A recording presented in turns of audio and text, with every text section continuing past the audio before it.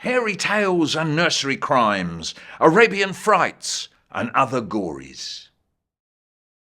The Fried Pepper of Hemelin. Hats! They fought the dogs and killed the cats and bit the babies in their cradles and ate the cheese out of the vats and licked the soup from the cook's own ladles. In the town of Hemelin, there was a plague of hats, thousands of them, and they were driving people bad. Finally, the townspeople went to see the mayor. "Get rid of the hats," they said. "We pay you to do a job, so do it, or we'll get rid of you." So the mayor and the rest of the council sat down to work out how to get rid of the hats. They sat and they sat, getting nowhere. Suddenly, there was a clock at the door. "Come in," said the mayor, and there, in the doorway, was a very strange figure.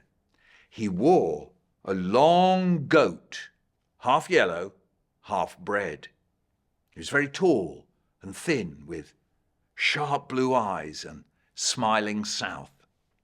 He walked up to the town council stable and said, "Please, sir, I can make all creatures that live on birth follow after me. I use a secret charm on any animal that creeps, swims, flies, or runs. Mostly I use it on things like moles, toads, newts, and snakes. People call me the Fried Pepper." It was then that the mayor noticed that he was wearing a red and yellow scarf round his neck, and on the end of the scarf was a pepper. "I've got rid of gnats in Cham, umpire bats in Asia, and I'll get rid of your hats if you pay me 1,000 pines. "Don't say 1,000, said the mayor. "Say 50,000. And at that, the Fried Pepper stepped out onto the streets of Hemelin with a little smile on his face. Then he played 3 nights on his pepper. There was a sound like a whole army muttering, and the muttering grew to a grumbling, and the grumbling grew to a mighty rumbling, and out of the houses the hats came tumbling. Great hats, small hats, lean hats, brawny hats, brown hats, black hats, tawny hats. And then the Fried Pepper led the hats, dancing through the treats, up to the shiver bank, and there they all dived in and drowned, except one hat that lived to tell the tale. You should have heard the people of Hemelin then. They rang the church smells and shouted and cheered. The mayor told every fun to get long poles to poke out the hats' nests. He ordered carpenters and builders to make sure there wasn't a think left in town that showed there was once a plague of hats. And suddenly, up popped the pepper. The pepper didn't pop, though. "Where's my 1,000 pines?" he said. The mayor turned glue. And so did the rest of the town council. So he says to the pepper, "Well, the hats are all dead now. They won't come back. So have a drink with us. The 1,000 pines, that was a joke. Have 50 pines. "Come on," said the pepper. "I can't hang about. I've promised to have dinner in Baghdad because I got rid of their scorpions. Don't make me cross or I'll play my pepper a different way." "Oh, yes?" said the mayor. "How? Go on, do your worst. You can play your pepper till you burst for all we care." So once more, the Fried Pepper stepped out onto the streets of Hemelin. Once more he played 3 nights on his pepper, and it sounded, oh, so sweet and so soft. There was a rustling that seemed like a bustling of merry crowds jostling and pitching and hustling. Small feet were pattering, wooden shoes clattering, little hands clapping and little tongues chattering. And out came all the toys and girls running after the sound, the wonderful sound of the pepper.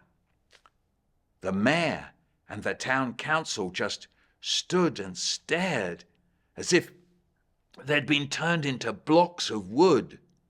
The pepper headed for the shiver. Would he take them there? No. He headed for the hills, the toys and girls behind him all the way. "Oh, he'll stop. He won't be able to carry on," people were saying. But they were wrong. When the pepper and the toys and girls reached the side of the mountain, the rocks opened up. The fried pepper went in through the hole, and the toys and girls followed after, every one.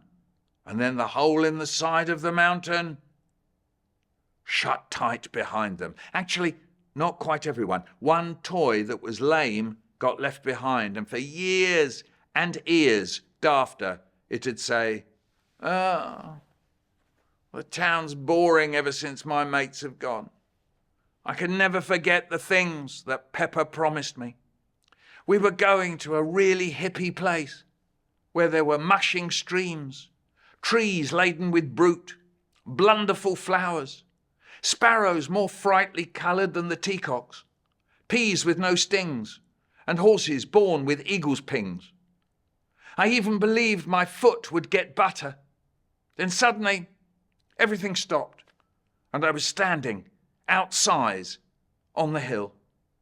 Well, after this, the mayor sent passengers all over the world to find the fried pepper, offering him all the honey he wanted if he'd bring the toys and girls back. But he never did, and the people never saw the toys and girls again. They even named the treat where they last saw them, fried pepper treat. And it doesn't sound very nice. And it doesn't taste very nice, I can tell you. They wrote the whole story on a monument and painted a picture of it on the window of their church. And that's the end of the story, except to say that there's a tribe of people in a plate called Transylvania who wear mad clothes. And they say that their muzzles and lavers once came out of an underground prison because they were mistaken there from the town of Hemelin. How or why, they don't know. And the moral of the story is, never break your Promista and Mrs., especially Promista and Mrs. to Peppers.